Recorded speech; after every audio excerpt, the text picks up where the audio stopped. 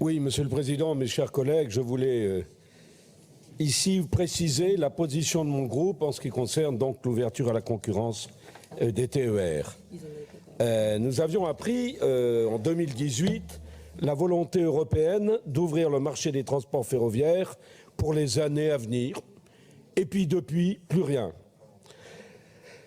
Or, nous découvrons au détour, c'est vrai, d'une analyse sur la décarbonation des transports en Aquitaine, l'ouverture à la concurrence donc de nos TER.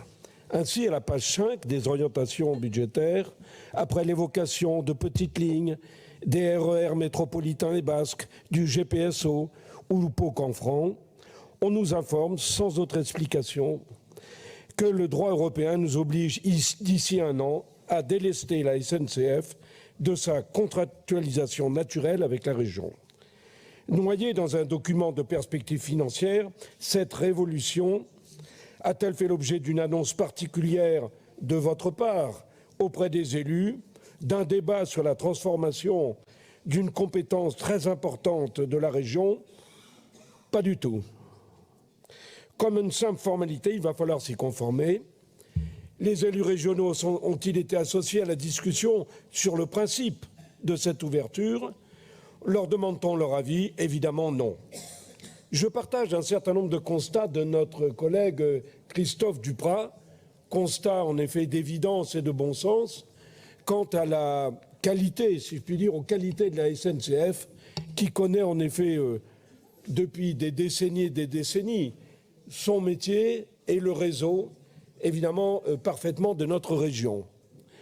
En revanche, je partage beaucoup moins son optimisme.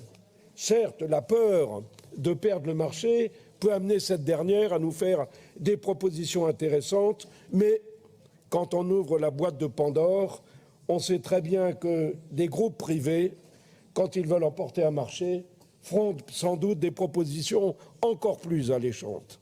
Alors, je crois qu'il faut être très prudent, car sans parler du reste, du risque d'une inégalité territoriale du fait du découpage en lots du réseau de nos 12 départements.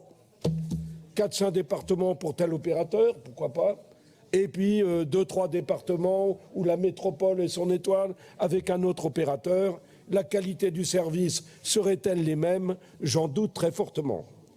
Il s'agit là pourtant d'un paradigme important où la région, à l'instar de l'entretien des lycées, a prouvé son efficacité à traiter avec la SNCF dans un domaine qui consomme, je le rappelle quand même, une part très importante de son budget. L'affaire est donc entendue. La représentation régionale ne compte pas en l'occurrence, puisque l'ordre vient de l'Europe. Circuler, il n'y a rien à voir. Certes, rien ne vu facile avec la SNCF. Depuis plusieurs mandatures, je le constate, des retards trop répétitifs, au matériel en piteux état, en passant par des horaires parfois incompréhensibles ou des grèves à répétition. La région a malgré tout, peu à peu, amélioré le service des TER. On peut trouver des avantages à une mise en concurrence, notamment des tarifs ou sur la diversité de l'offre. Je l'évoquais tout à l'heure, mais l'inverse est tout aussi vrai, car tout nouveau, tout beau. L'exemple en effet du Royaume-Uni, de l'Angleterre, la privatisation du réseau ferré anglais n'a amené aucune amélioration, bien au contraire, mais une dégradation et des prix prohibitifs avec un opérateur privé. L'Europe impose, dans son 4e paquet ferroviaire, cette ouverture à la concurrence qui devient alors obligatoire. Une fois de plus, par-dessus les décisions souveraines des États. Comme dans d'autres domaines, le dépeçage du service public par les lobbies européens est en marche et il s'agit, mes chers collègues, n'en doutez pas, il s'agit de cela. Défendre le service public du transport des Français est le cadet des soucis des fonctionnaires non élus de la Commission européenne. On ouvre à la concurrence avant une prochaine étape tout à fait prévisible, dans les années à venir, celle de la privatisation. Je rappellerai que la SNCF fut dépecée au fil des années en plusieurs entités qui aujourd'hui ne communiquent pas.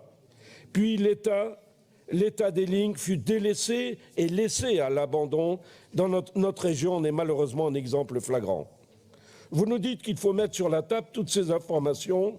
Nous les aurons, mais le problème n'est pas là. Je vous dirais simplement qu'il est temps qu'un grand pays comme la France reprenne les rênes et les rails de son réseau, patiemment construit dans nos territoires. Mais encore faut-il que nos décisions se prennent à Paris et non à Bruxelles, si ce n'est ici à Bordeaux. Encore faut-il que la volonté politique soit là et que la soumission aveugle et permanente à une Europe des marchands s'arrête. Vous nous trouverez donc déterminés pour la sauvegarde du service public, du transport des voyageurs et des Français. Merci.